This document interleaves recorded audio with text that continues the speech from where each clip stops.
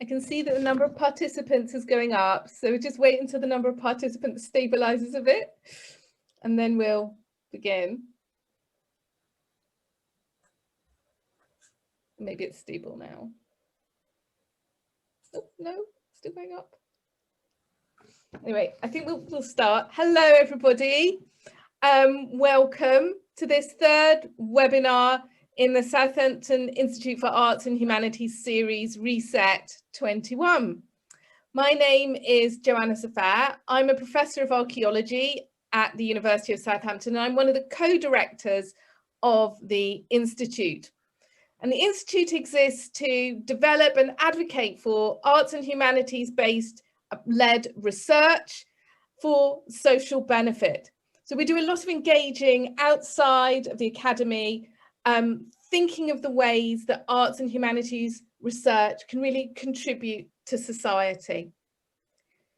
Before I hand over to our excellent chair, Shelley Cobb, I'd just like to say the usual few words about housekeeping. Your microphone and camera will be automatically switched off during the webinar, and the chat function has been switched off, but please do enter your questions into the Q&A, and Shelley and the panelists will be able to pick them up as we go along. And in our experience, we've had lots of brilliant questions coming through that mechanism, so please do comment, create your questions in that venue. The webinar is being recorded and it will be available to view on the Institute website and YouTube channel shortly after we have had the event today. So on behalf of the Southampton Institute of Arts and Humanities, I'd like to hand over to Dr. Shelley Cobb. Shelley is also very heavily involved in the Institute, and she has she's involved very heavily in thinking about film and EDI issues within the film industry. She's recently been the PI of a project called Calling the Shots: Women in Contemporary Film Culture in the UK. And Shelley, I'm going to hand over to you as our chair today. Thank you so much, Jo, and thank you to everyone for being here today. It's a real pleasure to have you at this Equality, Diversity and Inclusion in Creative, Cultural and Heritage Sectors webinar hosted by SIAH. So we have a great panel for you here today. I'm going to introduce each one and let them speak, or have them speak for a few minutes with some thoughts and even some provocations for us to start us off in a conversation that I hope all of you will join or think about joining and asking some questions. So we're here today to have some reflections on equality, diversity, and inclusion in these sectors, and think about how they tell us about wider societal phenomenon and what questions do we still need to ask, as there's still a lot of things for us to discuss, of course, and how through different media and different sites we can use evidence, data, and other stories to encourage informed, thoughtful, and productive public debate. So first up, I'm going to welcome Tiger de Souza, MBE, who is the People Engagement Director at the National Trust. So Tiger, the floor is yours. Thanks, Shelley. Great to be with you today. Just by note of apologies, I've come to you with a busted back. So whilst other people are speaking, I'll be turning my camera off. That's just so I can stand up and have a stretch. So I'm People Engagement Director at the National Trust. As part of my role, I have responsibility for our approach to inclusion. For us, equality and inclusion is important for three real reasons. The first, in terms of our responsibilities as an employer and engager of volunteers.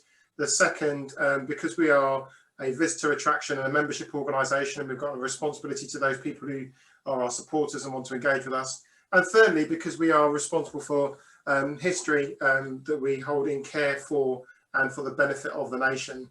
And it's about that third element I'm going to talk to you about today. So in recent years, we've started to amplify and share stories that have previously been untold or have been hidden, And we've done so in a way to ensure that all people's histories that we have responsibility for are reflected and shared, but also to encourage debate and discussion. We feel it's really important that we provide people with the evidence, the research and the data, but we create an environment where they are nudged and provoked to have conversations and discussions and debate, and then draw their own personal conclusions. In the celebration of the ending of women's suffrage, we ran a programme across all of our places. We talked about the Ackland family at Killerton, who were a family divided by the suffrage movement, with two sides of the family split in two, with people taking different sides of that debate. We ran a programme around We Are Bess, celebrating the life of Bess from Hardick, who was the second most powerful woman in England after Elizabeth I. But in terms of that era, her legacy and stories about her were dominated by the demonised narratives that were portrayed by her husband. So we tried to rebalance that as well. But the one I'm going to talk to you about a little bit more detail is based on the image that I'm sharing on my screen now. The story of William Banks from Kingston Lacey. And we ran a programme called Exile. And the purpose of Exile was really to draw to life the challenges from an LGBTQ+ perspective, and also the illegality of homosexuality in the 19th century. So Banks was forced to leave the UK in 1841. He had to sign his house over to his brother. He was unable to return home throughout his exile to his death, I think in the mid-1850s. But throughout his time in exile, he continued to send works of art to his place, and the house has become in some ways a love affair between him and the country he could never return to. And as part of our programming, we had three factors to it. And the image you can see here is called In Memoriam. And that was about the 51 people who lost their lives through being hung as a result of being homosexual during Banks's lifetime. And this was in the entrance hall, so people would come in, the ropes were there was an explanation around each of the 51 ropes. We had a second element, which was around displaced. And this is the important thing, I think, about the conversation we're having today, because not only did we present the story of Banks, but we also linked it to modern times. So we talked about how there are ongoing challenges around persecution for homosexuality, and there are contemporary experiences of people who have been displaced or forced to flee their homes in the same way that Banks had to do nearly 200 years ago. So I think there's a definite opportunity for us in doing good, high quality research, presenting immersive experiences to people to be able to both appreciate historical events and their significance on the lives of the people that were around at that time, but also how some of the issues and challenges, particularly from an EDI perspective, still permeate society today and still impact on society today. And, you know, our report that we released last year around the legacies of colonialism and slavery drew a huge amount of public debate and discussion from, you know, different areas of the spectrum in relation to that conversation. And I think the nature and the fervent nature of that conversation illustrates the importance of bringing those matters to the fore and also talking about their relevance to today's society. So my provocation to you all is, how can we, through doing high quality research, through gathering information on the past, both draw comparisons and similarities to today and place people in immersive experiences that enable them to reflect about both the past, but also how it impacts on the present. And that's all from me. I'll hand back to you, Shelley. Thank you so much, Tiger. That was amazing. Really great. But I'm going to keep us moving. So next we have Melanie Hoyes, who is Industry and Inclusion Executive at the British Film Institute. So welcome, Melanie. Now's your time. Thank you, Shelley, and hi, everyone. So yeah, I am the Industry Inclusion Executive for the BFI. Our remit as a team is to improve representation on and off screen and advocate for greater inclusion in the film industry. And I'm often asked about what I would ideally like to see happen in our industry. And I joke, as I'm about to do now, that if I knew that answer, or if I knew what could happen, the world would be fixed and I would be out of a job. But that is genuinely my dream. I would love to not be working in a title that has diversity and inclusion at its core, because everybody would be living that. Everybody would be providing equality and access and inclusive behaviours, and they would know what that would mean, and they would be living that in their everyday. And by it, I guess I mean kind of good leadership behaviours, behaviours in general, treating people well with respect and humanity, being fair and trusted recruitment practices in the industry, and providing opportunities for the multitude of talent that there is around the country, and growing that talent for the next generation. And also having the knowledge that identity and representation is complex, it's intersectional, and it's necessary for everybody to understand themselves and the world around them. And I think our sector is unique in that it has the possibility of allowing everybody to tell their every story and for everybody to be able to see those stories. And we have that power to create those and show them. So I can speak a little bit today about the ways in which we try to tackle those issues at the BFI, using policy to inform the industry on how to better their practices, using data and research to bring up conversations around inclusion and tell people how to improve their behaviours or change the way that they do things to be more inclusive of other people. And also with our partnerships, connecting talent to the opportunity that's around.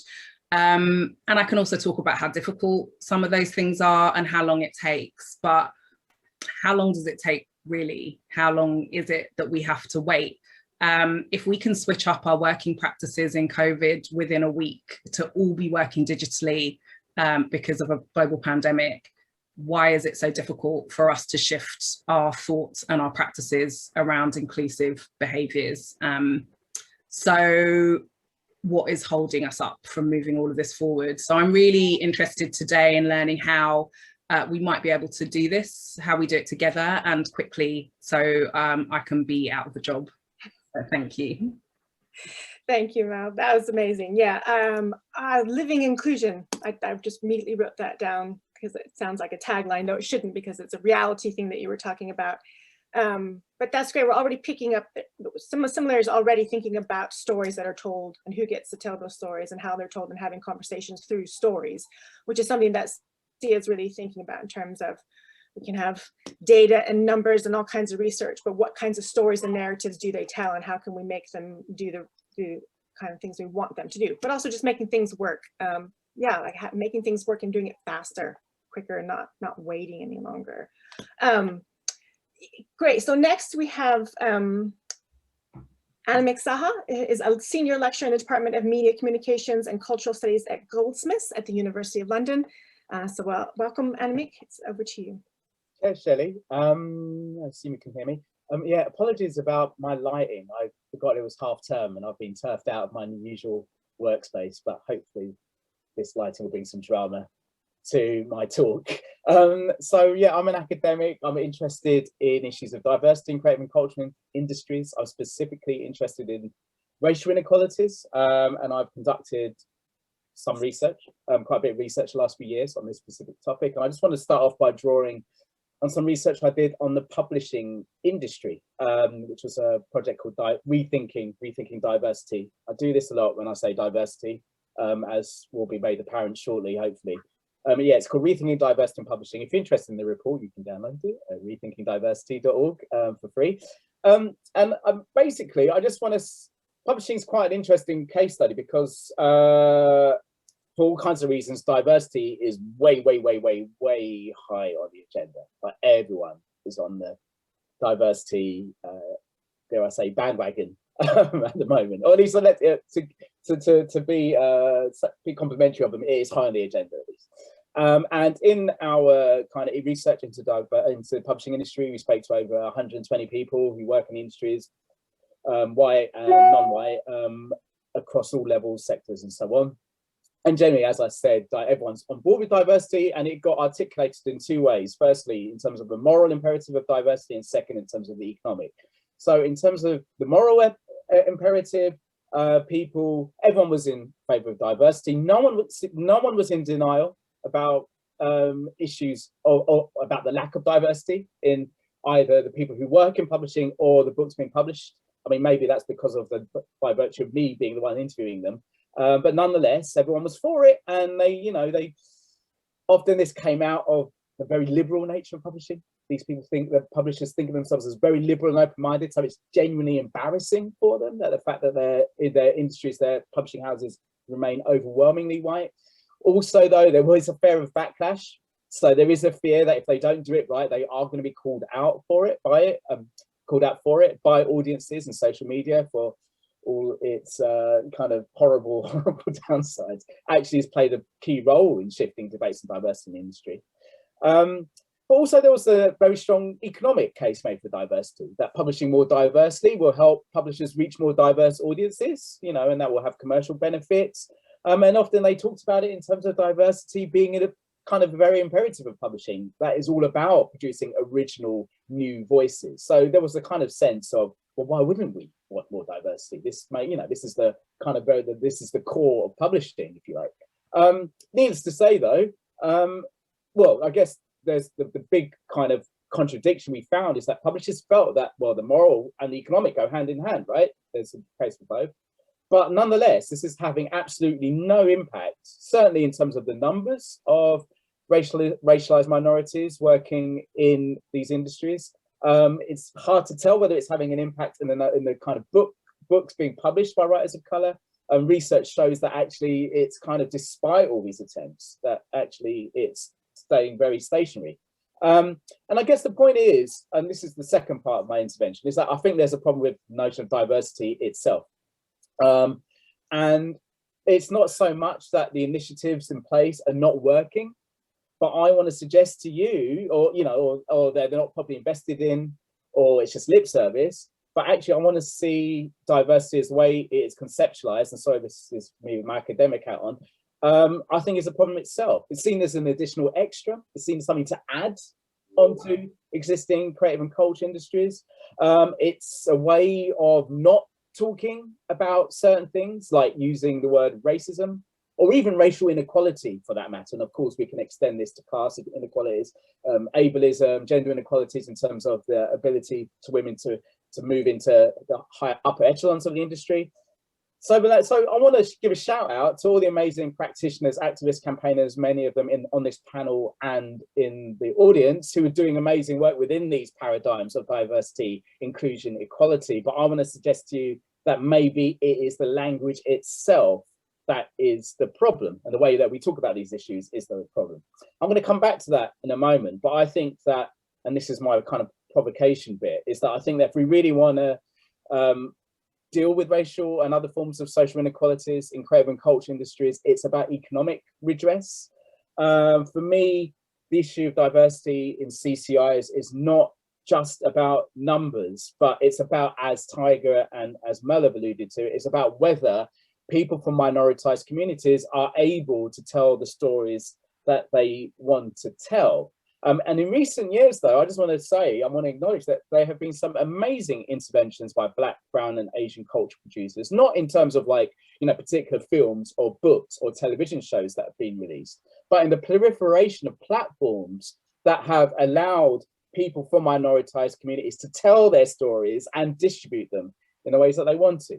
Of course, though, these platforms, and this is, my research and many other people's research has shown, is these platforms, these independent producers, they live in very precarious, insecure kind of states.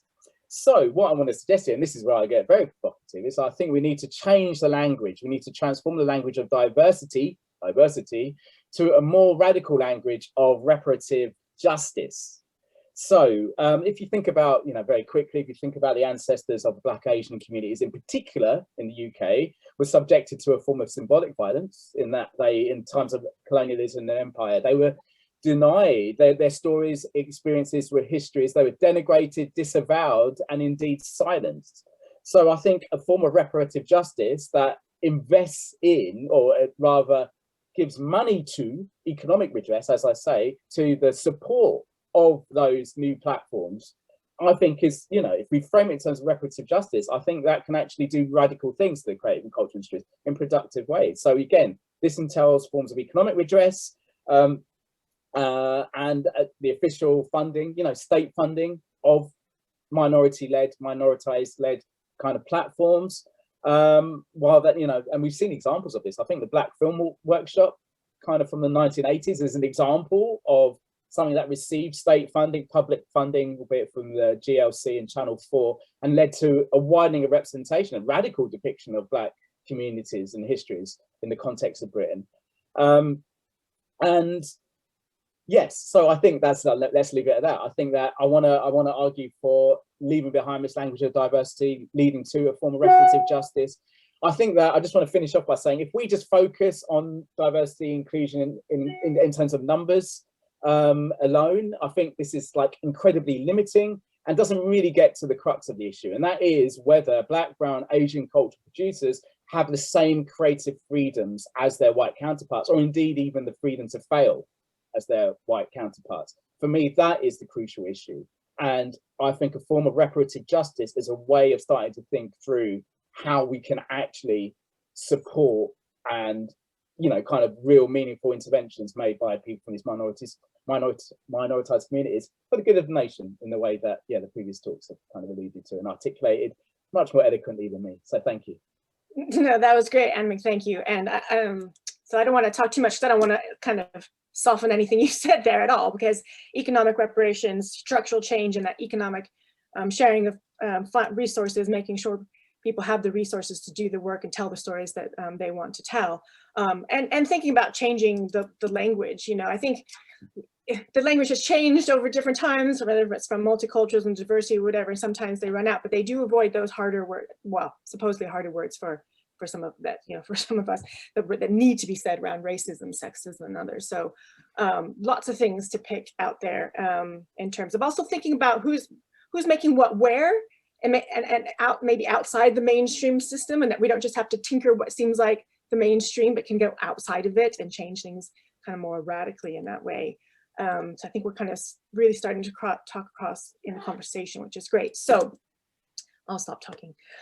So over to Pascal Matthias, who's a designer, strategic thinker, consultant, public speaker, as well as a senior fellow at the Winchester School of Art, which makes him a colleague of mine here in the Faculty of Arts and Humanities at the University of Southampton. So thank you very much, Pascal.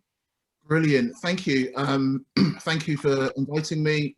Some really, really resonating things that have been said. And just to kind of pick up on everything, I think when we have these discussions and we talk about EDI, we talk about diversity, like we've said before with the previous speakers, we are then really framed around a conversation which we just accept. And I feel that there's not enough kind of deconstruction of actually what we're talking about, what meaningful change that brings as well. When we talk about EDI and we talk about language, which is the most powerful thing, I'm unapologetically talking about Black and brown people and racial equality.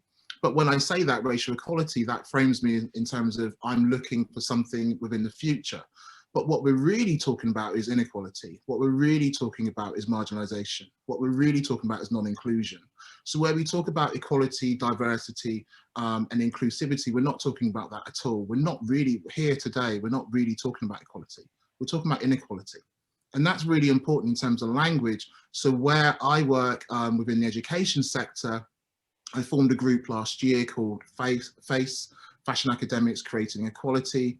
And we're looking at equality, but most of the time, a predominant time is looking at the inequalities that exist within education.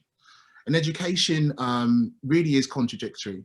We have all come through an education, possibly 18 years of education. And we look at that, if we come out with the kind of classifications and we've come out with the degree that then prepares us for the industry, whatever industry we're going at, we feel that we are best equipped. But really what we've discovered through my research, through the work that we're doing, and through a campaign, See My Face, which has looked at over 1,000 students at around 100 HE institutions. So it runs separately to the National Student Survey, which looks at the kind of quality of education within HE institutions. We're really looking at the quality and inequality for Black and brown students, as well as Southeast Asian, Southern Asian, Chinese students, because there's a huge disparity. But we already know this. We already know there's a disparity. We already know there's inequality. So what's really being done about it? I feel that in terms of repatriations, it is needed, but I feel the best location for repatriation is education of our children that are coming through. What we really talk about, we can't talk about quality when inequality exists within education, because I feel if you really want to give back to those marginalised students that are paying over £9,000 now, I feel that actually Black and brown students may have to be repatriated in terms of they should go to university and have more equity, because personally I have no Black or brown students in my first year. My white students are also failing because within fashion, the sector that I work in, there is a tremendous onus on Black and brown fashion and its contributions to, you know, the economic ecosystem of fashion. But whilst you have no Black and brown students, also no Black and brown academics, you're not really getting the whole picture. So what I've really looked at, and the four main pillars that I look at and talk about around recruitment of Black and brown students, recruitment of Black and brown academics, also the progression of those academics as well. So it's not just having those on visiting lecturers or, you know, part-time basis, it's actually having professorials, academics with PhDs, academics that are the decision makers. Once we have the recruitment of Black academics, I believe that you do have more Black and brown students within education, and that changes the conversation. We have no problem within education, and the people on this call, of going through a whole education and not being taught by a Black or brown person. So how can we really then have a conversation here around equality, diversity, inclusivity, where we've not been taught? We've all been failed by an education system which is conciliatory and contradictory. We have to produce a culture where education has that equity and parity for all students. Otherwise, I really, although I work in a university, feel there is no point of going whether you're Black, brown, white or other, because what you're learning is something so narrow, so rigid, so formed that you can't get a picture. And what happens, it permeates within any industry that you find yourself working in. Once you have that culture, you can then start to talk about the curriculum. There's so much that we talk about decolonizing the curriculum, but the curriculum is taught in a very narrow way because there are no Black or brown academics. There's no one actually changing these conversations. So what I really want to you know, leave you with today, because there's so much we can talk about around racism, is we should treat racism, and that is the word, it's not EDI, it's racism. We should treat racism like COVID-19. We should all assume that we have it. Okay, and the aim is not to crush someone. When someone has COVID, you don't kind of put them on a stake and get rid of them. You try and heal them. You try and make sure that there's an acceptance, you social distance. We've gone through the last year where we've had a vaccination program. We've had the government talking to us every day on issues because it's affected everybody. Now, where we talk about EDI or inequality, marginalisation and non-inclusion, because it only affects a small number of people in the UK, it's not really talked about in the way with the gravity that's needed. So I believe that we should look around the kind of language, we should look around the economics, we should look around education as the locations have changed. Because if we go from the age of 5 to 18 on the same pathway, learning a very colonized curriculum from a minority of Black and brown academics, then nothing's really going to change. We're going to be here in 20 years having the same discussions on Zoom or in person around EDI. So I feel that really all our conversations should be solution orientated. Let's not talk about what's happening, let's talk about what needs to be done. And that's a starting point for every conversation I have. Employ more Black academics. That's the first thing. Progress them, change the curriculum, and then make sure there's a culture within every HE institution, and then you can talk about quality.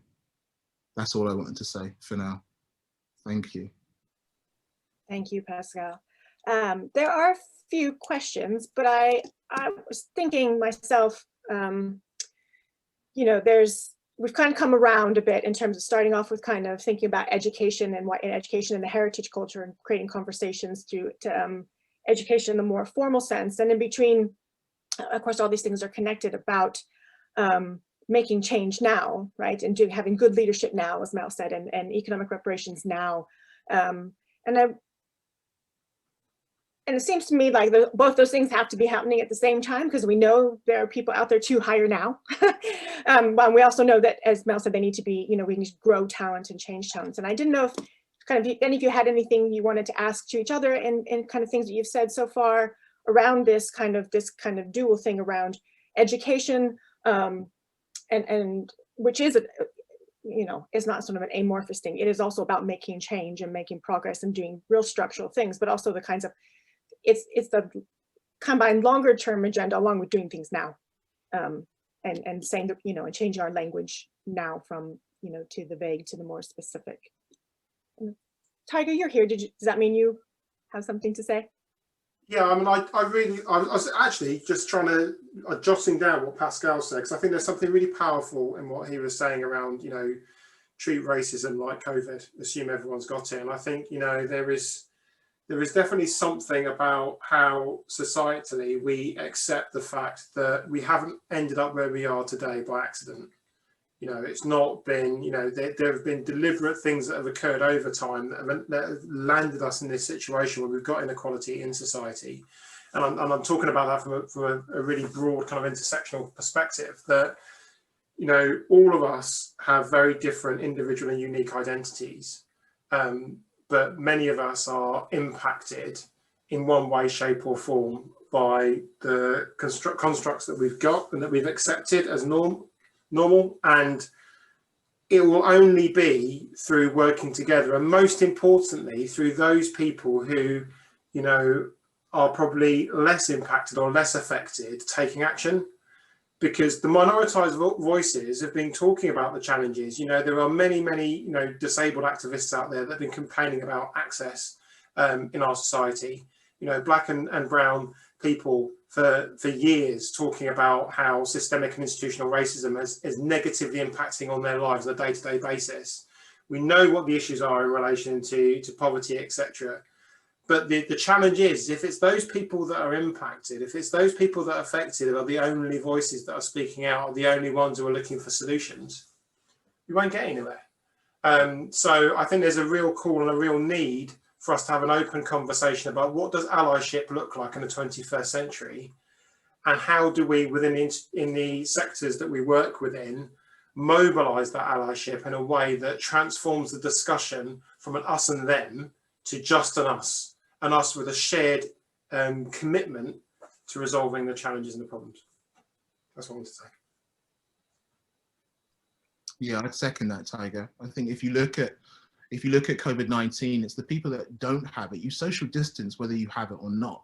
You know, you don't take action when you have it. You know, you self-isolate when you have it, but you wash your hands, you take precautions, you do the work that you have to do. So in terms of allyship around race equality, that hasn't happened. And that's why I talk about making these conversations much more solution orientated, because we spend so much time, I spend so much time have to validate my own experience. And it's come to the point where, you know, you spend more time kind of validating your experience of where the government will say actually institutional racism or structural racism doesn't exist, then you have to revalidate. But we all know the figures, especially specifically within education, there's an attainment gap, there's a lack of black professorials, there's a lack of black VCs, there's a lack of black progression, there's a lack of black staff and students across all sectors, secondary schools as well. So whether we continue to have these conversations, we need to act as if, where people that are not black and brown are actually taking action, meaningful, tangible action, not having conversations and reading more books.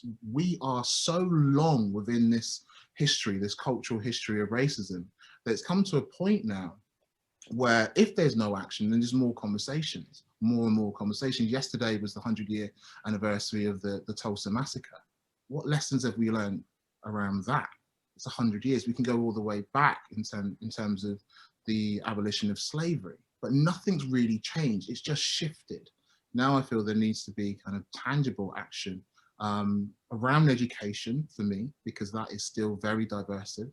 And we need to kind of ensure that where we have these allies, that we can see the metrics of change. Yeah, I just wanted to add to that, because I think a lot of, you know, we have a lot of conversation, especially in the last year and after the murder of George Floyd, and a lot of kind of activity in this area around reading lists and anti-racism and being an ally. And I have many conversations around people kind of just wanting time to like reflect on their practice and, you know, really think about and read more and understand this really complex issue. And I kind of always have to step back and go, I really don't think it's that complicated. Like, I don't. I think there are things that we know need to happen that you could be doing now, that should have been happening for years. There are other things that take a little bit longer to kind of feed through the pipeline, and this, that, and the other, but attacking kind of all of the stages and all of the things that we know need to change is doable. Like, we've shown that that is doable, changing up our entire lives really quickly. So I agree. I've just sort of wanted to pitch in, because I agree. I have those conversations many times a day, and there's been a lot of talk about informing and bringing people and advocacy, and I'm all about just doing at this point, because there are absolutely things that we can do like that would make a huge difference, and that really aren't that difficult to achieve and would benefit everybody, is the other thing. So yeah, I hear all of you. Yeah, because you started off saying, like, we've responded to the pandemic so quickly, and we just made it happen because we had to, and like everyone was on the same page. And it's had its ups and downs and difficulties, but on the whole, we understand it, as you guys have been talking about it. Because that is one of the questions in here about allyship. So I'm not asking you to necessarily speak any more about that, but that's clearly on people's minds, saying, are you seeing effective white allyship developing in your organizations or HEIs that includes space being made for Black and minoritized academics, staff, or researchers to come through, and paths being laid for this to become embedded and transformational? I think the problem is we aren't really seeing that much. I mean, some places maybe more than others. So if anyone wants to contradict me, but I think on the whole, the problem is that's still so much stagnant in a way, as Pascal was saying. And there are things that we just need to do now, and to not necessarily just reflect and talk about them. If I could add something there, Shelley, I just, you know, the kind of the Black Lives Matter protests in July 2020, and all the statements that were released by, you know, some of the key creative and cultural organizations, you know, which I think needs to be kind of recognized. You know, I think even like a couple of years ago, you know, these are issues, political issues, any kind of political issues, are something that these organizations kind of, you know, generally kind of shy away from. But it has kind of, this moment, as much as it's a unique one, has kind of, yeah, put into perspective this question of like how performative, you know, these statements were. And if I could just very, very, very quickly, I'll keep it short. I'll try and keep it short. I'm doing this new project on looking at young Black, brown, Asian people trying to make it in creative cultural industries. And I was speaking to one Black woman who worked at one of the major cultural organizations, and they released a Black Lives Matter statement, kind of, you know, ticked all the boxes in terms of what it said, recognizing the lack of diversity and what they need to do better and so on. This person was on a fixed term contract. It was maternity leave. She was the only Black person in her team.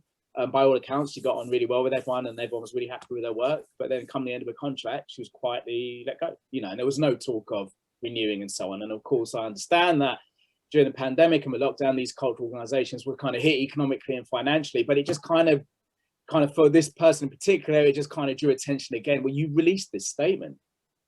You released the statement saying you were going to do better in terms of the representation of Black people in particular within your organization. Yet, you know, here I am out of the job again, you know, and by all accounts you were helping me and so on. And again, it's just like all this talk of kind of, you know, as much as I think there's lots to be said in terms of interventions within organizations, this language of allyship, you know, the fact that these are having an impact, not least because we're in supposed culture war right now, in the middle of one, right? Which suggests to me that actually, at the very least, as much as I kind of despair at the way in which this discourse is unfolding, at the same time, it does suggest to me that the dominant culture's authority is under threat, and it feels under threat, and hence its operationalization. I don't know what I'm talking about. Anyway, the use of that term. But for me, the more I kind of investigate these issues, the more I speak to people, I'm just thinking we need policy now, actually. I'm not really sure about, in terms of, I'm getting invited onto all the bloody committees in my university, all of them, literally. And I'm not really sure what impacts I'm going to have, apart from, departments and management being able to tick a box. We did mandatory unconscious bias training. We've had a workshop on decolonizing the curriculum, and it's just like, actually, I'm I'm exhausted, as everyone here is, and I'm just thinking, as much as this can I'm not advocating necessarily a nationalist politics in terms of we need our own media, but I just think that policy that enables and supports the independent work, I think, for one, is, for me, that's just absolutely the way to go right now, as well as ensuring that the key cultural organisations, whether it's the BBC or the Barbican or the BFI, are held to account as well. But that's, I think policy for me is where we need lobbying government. Just very quickly, everyone's on a diversity train, but the minute you talk about affirmative action, you get a very, very different response. Affirmative action is a very blunt instrument. I'm not sure how I feel about it, but the fact that gets people's backs up, me suggests that's something worth getting into. Yeah. Annie, can we just, because you're talking about, again, kind of independent spheres outside the mainstream, and someone did ask the question about the 1980s and the workshop that you mentioned. So I think that is just briefly, just that touchstone moment of the 80s and Channel 4 and different spaces that were made. Yeah. I think Mel could probably speak to this better than me. You've got a fair understanding of that. But it was a moment in the 1980s where, in the face of kind of the political unrest that was going on, Channel 4, who at the time were, it was quite a radical institution, or at least had a remit to cater for the nation's minority communities, alongside the GLC, the Greater London Council, basically funded this workshop initiative, which was all about giving a space, training, equipment for Black filmmakers, essentially, to make films. And out of that came a number of collectives and some amazing directors. And in that, John O'Connor, Isaac Julian, Blackwood, Maureen Blackwood, and in that we see this incredible, as Stuart Hall would put it, this a widening in the regime of representation when it came to Black people and Black communities. So whether they were like realist or abstract conceptual, it was an incredible moment in terms of what this state funding kind of allowed to flourish. And of course, as the Thatcher government took hold, and the GLC kind of collapsed, then that all came out. But I think that gives us an indication or an insight into what kind of economic redress can do in terms of giving a space for Black creatives in particular to flourish and tell the stories in the way that they want to tell them, however they want to tell them. Yeah.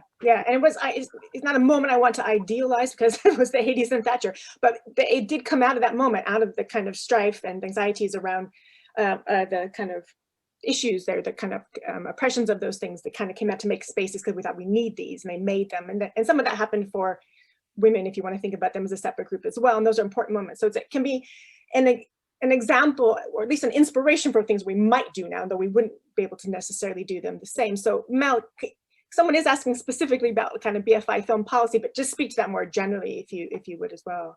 Sure. Well, I was also just going to argue, not argue, but also talking about the workshops. I would argue that actually New Labour in the 90s kind of got rid of ring fence funding, because there was this idea that we were sort of in multiculturalism, and none of that stuff existed anymore, so we didn't need specific ring-fenced funding. So actually I would argue that it was kind of the 90s that got rid of some of that specific intervention, which was really popular, and kind of now we're sort of coming back to the idea of ring-fence funding again, which, because it's not fixed. So I think it's, touching on some of the things that we've talked about as well, the sort of specific interventions are really important actually, and kind of not generalizing around like diversity. And in terms of the BFI policies, I mean, I think, first of all, I think policy is one area. So when I'm talking about like all the actions that I think we need to do, we have a suite of things that we do that kind of revolve around policy. So policies are guidance, and they are there in a freelance industry where we don't have HR departments and we don't have regulation and we don't have, you know, sort of consistent policy or practice. So I think the BFI's remit in that role is to kind of advocate for that and provide that policy. But I think what's more important is what happens around that and how we enable people to kind of live that in the right way. So we have the diversity standards are our main bit of policy, and coupled with that we have stuff around the guidance and principles around bullying and harassment that were both set up around sort of 2016, 2017. And so one sort of tackles the ways in which you should think about diversity and inclusion in your practice and your recruitment practice, and the other is more about behaviours and kind of employment law, really, like how you safeguard the people that you're employing. And I think we like to think of them not as kind of initiatives, but as long-term interventions. So I think neither of them, as they stand, are kind of perfect bits of policy, but we try to use sort of reporting and data and research to see how they're going. We're in the middle of a review for the standards at the moment, for the first time actually since they were implemented, to see how they're being used, how we can improve their implementation, how we can sort of help people to, as I say, kind of live these practices rather than ticking boxes. So I think those are our sort of main bits of policy, which are kind of free for anybody to use on our website, like anyone can take them, but they're also contractual obligations for the funds that we have as well. But like I say, most importantly for me is kind of what happens around that and how you sort of connect talent to opportunity, how you're making sure people are being treated in the right way, how are we feeding the pipeline, how are we joining everything up so that it kind of works, everything works more effectively, how we're advocating that behaviour to others who have more kind of sway in that space or who are employing people. So it's more about everything that we do around it. I think that's kind of more important to than just like, oh, these are our policies. So yeah, that multi-pronged approach, like there's no one answer to any of this, which is just a dumb thing to have to say, but it has to be said, I think, sometimes. And that's a great example of like trying to put that in practice. I want to pick up on a question that might be related to this, and maybe it's first directed at Tiger, but to everyone, about project funding and the funding for these things, or funding for initiatives that Mel said, you know, these are not initiatives, these are long-term progress. Because the question is about legacy, progression routes, and more sustainable structures, right? And sometimes funding for, you know, diverse initiatives are very temporary, right? They are project funded, which means the short-term positions for people, or even in education, Pascal, short-term teaching positions, etc. So, you know, that's a problem. And I don't know if you had any thoughts about maybe starting with you, Tiger, and others in terms of the way that these things, that part of it is a problem, something to do about. Yeah, I was just typing a reply to that actually, so that's helped me not having to try and listen to the conversation and type a reply that's coherent at the same time. There's a two-pronged element to it. I mean, there's definitely the thing around EDI initiatives being short-term funded. I mean, the number of, you know, fixed-term posts that you see to try to address this agenda that are low graded, that don't have the necessary heft and influence within the organisation, and are also only there for a limited amount of time, is a problem. But I think a bigger issue is that when we look at our workforce, we look at the lack of diversity in our workforce right across the spectrum, we take this really lazy approach of, you know, let's get some entry-level people in. You know, you create like an entry-level way to get people into the organisation, and then it's almost like, right, our work here is done. And actually, there's nothing that's thought about meaningful progression. I mean, Annemiek talked really powerfully about affirmative action, and I think that's a space where we need to have a constructive and proactive conversation about how do you apply affirmative action in enabling your underrepresented or marginalised people to progress within your organisation, because we know that systemically and institutionally they're going to be denied the opportunities to be able to get the necessary experience, to demonstrate it when it comes to interview, to move into more senior manager roles. When we're writing our job adverts and our applications, are we thinking about the language that we're using? Are we thinking about our recruitment approaches and techniques that will enable us to actually create a more even, balanced, transparent, fair and equitable process. Because for far too long, I've heard statements like, you know, we need the person coming in to hit the ground running, which is code for they need to already have worked here.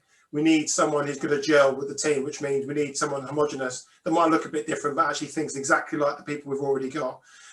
We use language in our applications, or we require a degree, or we ask for a degree when one isn't actually really needed, and actually their personal experience and their work experience could be much more powerful in the role. So I think there is definitely something that we need to do about tackling recruitment, making sure that we are bringing in more diverse people, we're giving those people who are underrepresented opportunity to progress, we are holding our feet to the flames around what does our senior management population look like.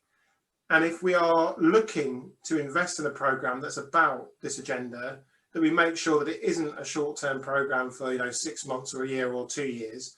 And actually we are baking in and building in the fact that it needs senior leadership, it needs strong sponsorship, it needs resources allocated to it, and it needs to be permanent. I think it's also about sort of understanding the legality of affirmative action, because, you know, there are ways that is possible. A lot of people talk about the fact that you're not allowed quotas, which we're not in the UK according to the Equality Act, but you can, you know, with data, which we are having more of, and kind of, you know, we know that the numbers are really low. It is perfectly reasonable in areas of the film industry, for example, to kind of ring fence roles for certain groups of people, because we know that there is underrepresentation in those roles. There would be absolutely kind of no argument about that in law, I would think, if you were to do that. And so I think, you know, Tiger's right, there are ways to sort of create job descriptions and think about your language and kind of how you attract the right people and grow those people within your organization, that would have immediate effect, and again aren't very difficult to do and are sort of beneficial to the organization. I think the problem we run into in the film industry is the freelance nature of it. So these kind of, you know, it's very rare that jobs are advertised, for example. You know, people will phone up the person they worked with before and hire them.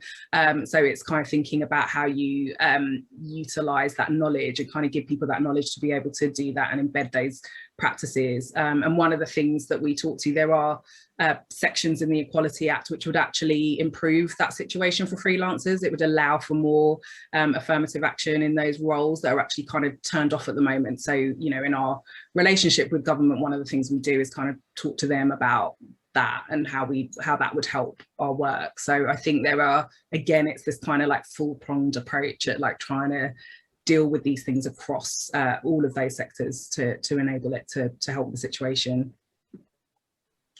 Can I just add to that and what Mel just said, and Tiger and Antonella's put a question in as well. In education, every job that goes out now, and this is my work that I do with FACE, is if we're, for example, there's a job going out which is on my course at the moment.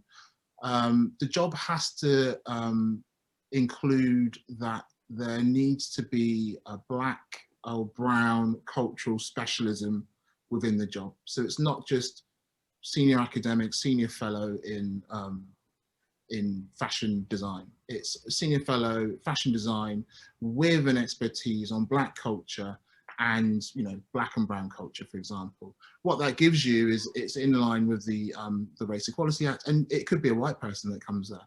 This is not a very binary conversation around black or white. It's around quality and making sure that that quality exists. So I don't have a problem being taught or teachers actually doing the work and understanding black or brown culture within the education system. What happens is they're enabled by policies and procedures that do not have any metrics or any requirements on them having to actually include a diverse curriculum or culture. So every job now that comes through, and UAL are doing that, and the work that I'm doing with FACES, and we work with a lot of universities that say, actually, what can we do? And that goes back to the question, what can we have immediacy? The language and the barriers of where jobs go out, what the language is, they're very inhibitive and prohibitive, and in terms of they go to people, there's a lot of cronyism and nepotism. So what we say is actually on top of your skills, which are kind of desirable, and we all know that the skills that people have, you need to have a degree or you need to have this or experience, but what it does is shift the kind of job application in a certain direction, and it kind of marginalizes black and brown people. what we're saying is actually, if you want this job, if you want to work in education, if you want to work in the creative industries, you have to understand Black and brown culture. You know, you can't just marginalize and say, I don't need to know that. And that's what happens a lot within education, because they've not been forced to, around understanding curriculum. How can you learn about fashion without understanding Black and brown curriculum? So that is there within the job specs. So people are forced to have to do the work. Also on the interview panel, which I'm on, and it goes back to another question, how are we looking after our self-care? It's traumatic the last year in terms of the work that we have to do. But we're making sure that the interview panel is much more diverse, if I want to use that word, diverse as well. Making sure that that's diverse. Also, the application means that you'll get the right people in the right jobs, hopefully. And they may not be Black. So it's just not this kind of polemic of we want to employ more Black people, which is kind of what I started off with. That would be great. But it's also having people that are just more aware, much more accountable of the jobs that they need to do within the workforce.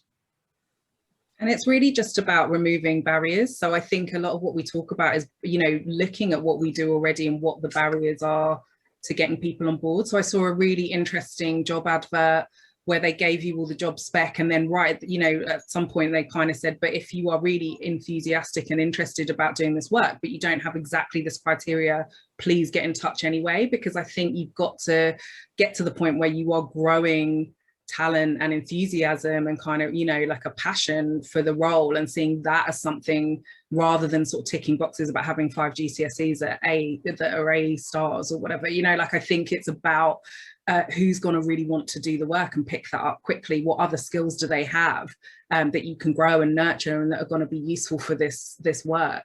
You know, the math stuff you can teach them or whatever it is. So I think like really simple ways of just removing barriers that people haven't seen because the job description's gone out like that for 20 years, you know, and really looking at how that might preclude somebody from trying to be a part of your circle or your workplace is a really simple place to start. Yeah, I mean, I don't want to speak much, but I feel like a lot about admissions, universities in different ways. We need to understand skills and qualifications and talent, which in and of itself is a problematic word for me also, not in the same way, but like diversity, where I'm not sure it means what we think it means. But yeah, finding, you know, making that space for, well, yeah, getting rid of those kinds of qualifications that are so standardized and so focused on a certain type of person. They just inevitably privilege a certain type of person. So we're down to the last minute and Joe has popped back in. I'm sorry if we didn't get to answer your question in the chat. If the panelists had time, they may or may not have a chance to type an answer, but they've all been really good questions in this panel, and it's really provocative, which is what we said it was going to be, right? Have our provocations, have a provocative conversation. Did any of the panelists have one last thing you wanted to say before we have Joe close us off? Any final provocations? This has been Pascal, I saw your mute go off. Yeah, I just think that, you know, just to a final word is, well, people say, what can I do? Just do something, and don't have that fear of failure, of getting it wrong. Just do something, because I feel that's better than doing nothing or going around that blissful ignorance that we see so often. And if you get it wrong, that's fine. Like COVID-19, it's not a problem. We're not trying to eradicate you. We're trying to help everybody. It's not just a polemic of black or white. I feel that there's lots of organizations. We Are Face.uk is one for education. Lots of people doing the right work, but we do need those allies and the allyship. So it's not just black and brown people doing all the work within our different spaces. So just do something. And then, you know, the top of the pyramid for me is finding full accountability in whatever you're doing, making sure you're thinking about those issues around inclusivity. Yeah. And I think just be prepared to fail, like Pascal was saying. You know, I think the pursuit of perfection, you know, can stop us from doing anything and be, you know, kind of be completely paralyzed by that. So I think just be prepared to fail. That's okay, to say the wrong thing, to use the wrong words, but to be accountable for that and be willing to learn and change. And just to say, I've been really bad at answering in the Q&A, so if anybody wanted to email me their question, I'm really happy for them to do that. Thank you, Mel. I just want to say just what Mel said from earlier. It's not rocket science as well. Actually, the stuff is actually quite easy to recognize as a problem, and yeah, thinking solutions, it's not as hard as you might think.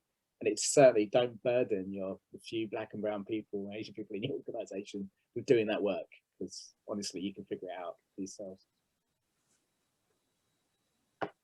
Thank you. Yeah, and with that, I think that's a great place to draw this to a conclusion. I'd really like to thank all of our panelists, Anime, Pascal, Tiger, and Melanie, and our chair, Shelley, for a really great webinar today. I can't believe how much it's covered, really, from starting off with stories through to policy to, you know, how we can, you know, get more Black and brown people into our education system, about student admissions, about all these kinds of different topics, each of which I think was almost worthy of its own webinar in a way. But I hope that that's just a starting point. I hope that we can move on, and I think this is really, as you said, Anime, it's not rocket science. In fact, I told my son that we were going to do this webinar today. I don't know if my son is listening, but he just said pretty much the same. He's like, but surely we can make this stuff happen. Why do you need to talk about it, Mum? So anyway, I'd like to thank you all very much. I'd like to thank our audience for coming today on a very hot day, taking an hour indoors. And our next webinar will be after the summer break, and it's going to be on sanctuary. So we're going to be talking about how do we create places of sanctuary, and what is the role of a university within conversations around sanctuary. So we'll let you know when that happens, and the lineup for that, I'm sure, will be just as brilliant as the one we've had today. So thank you very much, everybody, and bye-bye.